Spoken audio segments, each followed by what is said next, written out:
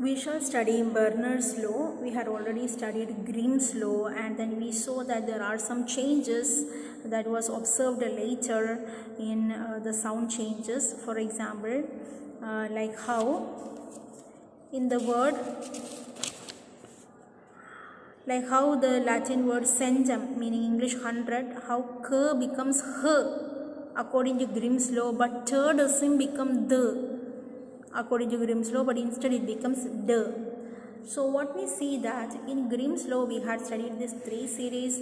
The first series, which include Indo-European aspirated voiced sounds bh, dh, kh, becoming losing its aspiration and becoming the voiced sounds b, d, g. Then Indo-European voiced sounds b, d, g become voiceless sounds per Turk. Indo-European voiceless sounds per Turk becomes voiceless fricatives for the h. Now what do we see in Werner's law? In Werner's law we see that this Indo-European voiced sounds per Turk, instead of becoming voiceless fricatives for the h, it goes one step ahead and becomes the voiced stops b, d, g. So that is what we study in this Werner's law, and that is the main difference between Grimm's law and Werner's law. So let us study Werner's law in detail. At the time of the formulation of Grimm's law, it was found that there were some apparent exceptions. In certain words, the Indo-European voiceless stops per Turk, instead of becoming further her, voiceless fricatives further her, were represented by voiced stops per Turk. This change puzzled the scholars greatly. This mystery was solved 40 years later by Karl Werner, a disciple of Grimm. He discovered that the variable Indo-European accent was responsible for the hitherto change in the voicing of the voiceless stop consonants. His discovery was referred to as, or was named as, Werner's law after his name. Werner said that Grimm's law operated only when the accent was on the vowel preceding the voiceless stops. So when the accent is on the vowel that is preceding the voiceless stops, then Grimm's law works.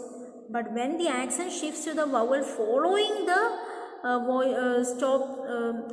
following the voiceless stops, then what happens? Instead of becoming voiceless fricatives, it becomes voiced stop. So this difference is indicated in different forms of Old English verbs. Old English verbs had four different parts: infinitive, past singular, past plural, past participle, etc. So we see that the infinitive vior than becoming past singular, viard becoming past plural, verden becoming past participle, vorden. So the becomes de.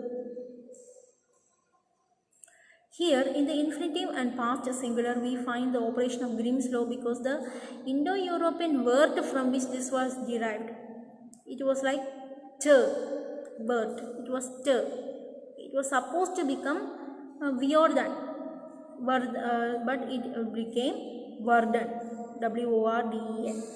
Okay, so let us see that word. The infinitive word viordan comes from word. Instead of t becoming th, it becomes in past singular. This is infinitive. Now in past singular, it is viert. Past plural, it is vardan, and past participle, it is warden.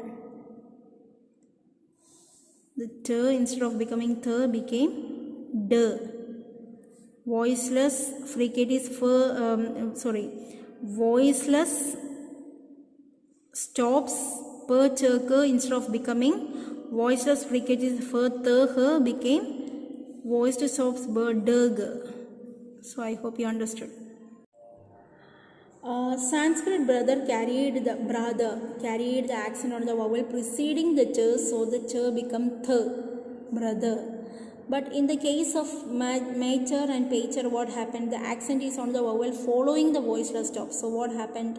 It went a step further and becomes mother, father, etc. In the case of brother, the accent is on the vowel that is preceding ch. So it is brother. As Grimslow states, it is brother. But in the case of mature, the accent is on the vowel that is following the stop consonants. Thus, in English, it is mother. The same with Pater. The accent is on the vowel that is following the stop consonant. So, it is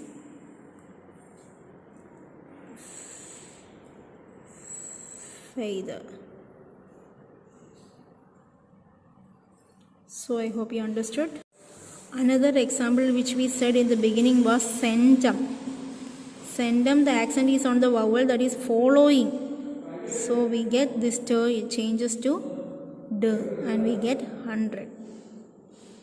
While the first consonant shift, that is Grimslow, is very clear to distinguish the Germanic languages, the second change, the stress shift that we see in Werner's law, it is very important because it brought considerable mark on the structure of a language, and it also influenced many other phonetic change. So I hope you understood Werner's law. You can expect questions asking how is Grimm's law different from Werner's law, etc.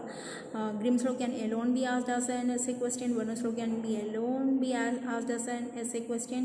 It can be together asked like what is the difference between Grimm's law and Werner's law. So I hope these videos of both Grimm's law and Werner's law would have really helped you to understand the concept better. Okay, thank you.